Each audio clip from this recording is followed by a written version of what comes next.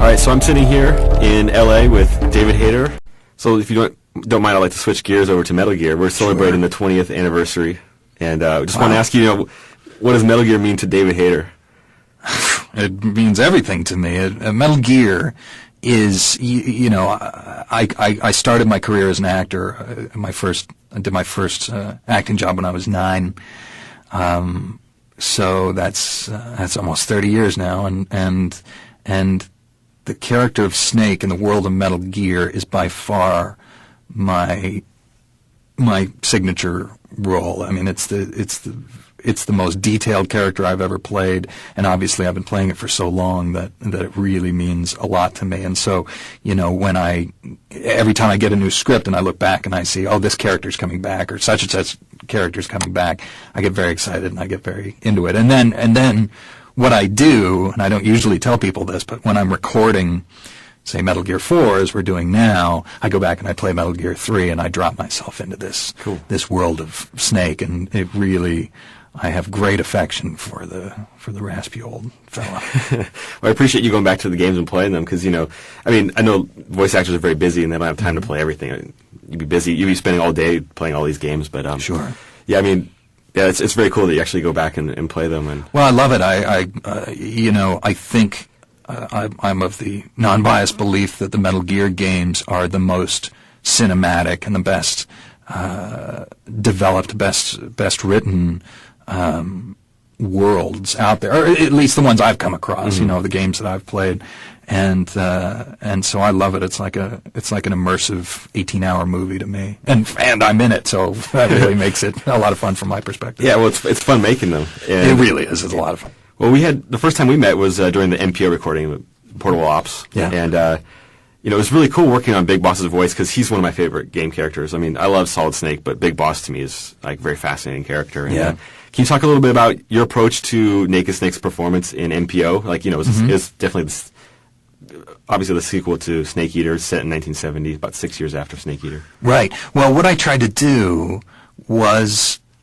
with Solid Snake, when we first see him in the Shadow Moses incident, he's already sort of a hardened soldier. He's been through a lot, and he's sort of this guy who is brought back in after having seen a lot. So I tried to play him, pretty cynical and, already having seen things.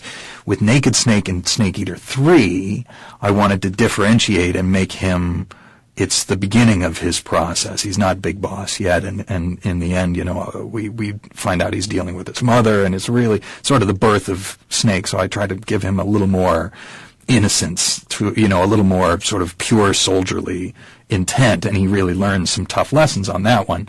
Then, on Metal Gear Portable Ops, I realized that I already knew Snake was going to be old in the next one, so I tried to give him a lot of energy, keep him, clean and strong in Metal Gear Portable Ops, but he's sort of a wised up version of the guy from Snake Eater, So I just want to switch gears a little bit more into, why we're here today. I mean, obviously, we're here because you're on Metal Gear Solid 4. Yes. And we got a big announcement coming out that David Hayter's back and you're reprising your role as Solid, or more like Old Snake. Right. So, but our feeler's here. He's seen better days, hasn't he? Old Snake? Yeah, well, what I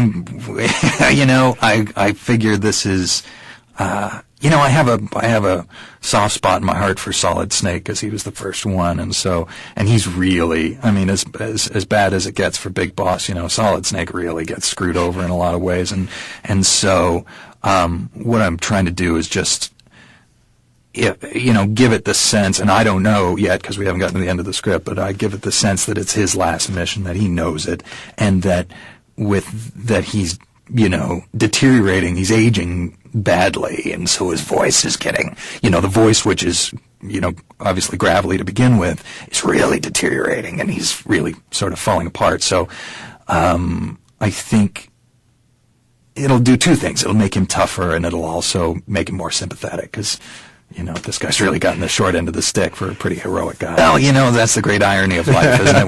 Once you learn about life, and nobody wants to hear you talk about it anymore. But and he,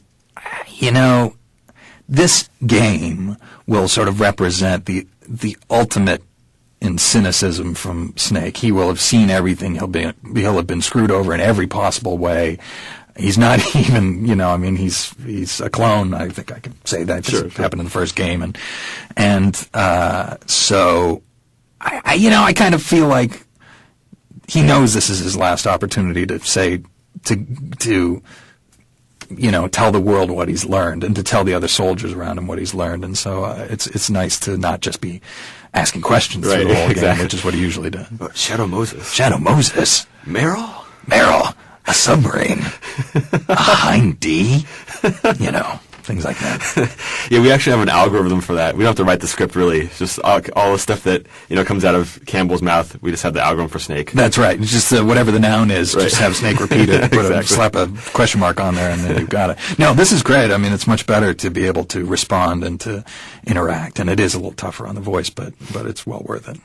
Yesterday we had Christopher Randolph in here, and then today we have Paul Edding was in here. It's like a big family reunion. It's so great. That's really what's fun about it, is to see these actors come back again and again, and to work with Paul as the Colonel is great. His voice always just sort of brings me back to the first game, and to work with Otacon, that's my favorite. And that's where a lot of the joking comes in, because Otacon's like Snake's gay sidekick, in a platonic way. Everybody relax. But the point is, it's a lot of fun, because Otacon's so nerdy and Snake's so tough that you get a lot of great sort of banter between them. You do. It's a lot of fun. So we got a lot of returning characters that can't talk about yet, but it's gonna be a lot of fun over the next few months. It's like a big family reunion. But for me, it's special because I've heard these voices over and over and over again, but I've never actually met these people. So hearing Paul coming down the hallway just this morning, and I can hear Campbell. I haven't seen his face yet, and I haven't put two and two together yet. It's a very strange experience, at least for me. It is. It's bizarre. It's cool.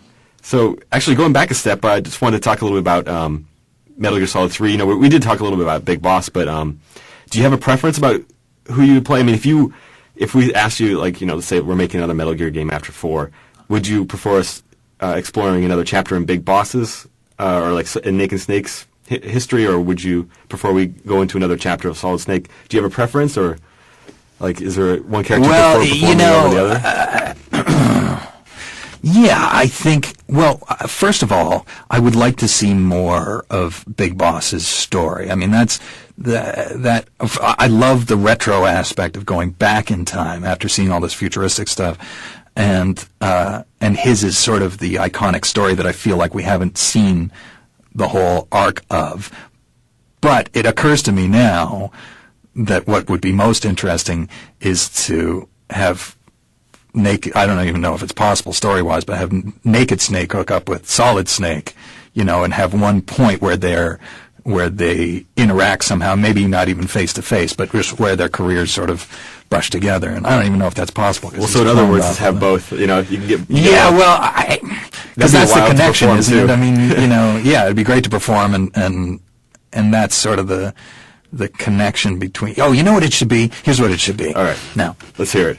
I'm not Hideo Kojima. I don't have any say over these things. But I think the next game should be like Godfather 2, where you see the son, Solid Snake, dealing with things in his future, in our future, as the father, Naked Snake, is dealing with, or Big Boss is dealing with things in the past, and then parallel the two, and maybe even put a time travel thing in where they come face to face at one point. And that's pretty sweet. I think that'd be cool. That would be cool. You may have to keep this classified because it's too good an idea. Yeah, I think so. I went through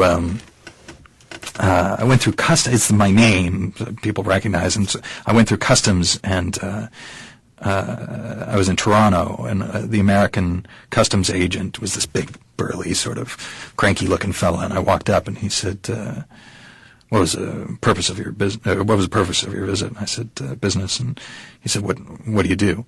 And I said, "I'm a screenwriter. It's my primary job." And he said, and he sort of looked up from my passport and said, "You don't do voices for video games, do you?" And I said, "That's right." And this guy flipped out. He had to be 45 and maybe 225 pounds, and he just said, "Oh my God, I can't believe I'm such a geek for these things." And he got up and he reached across the thing and shook my hand and said, "Best video games I ever played." Cool.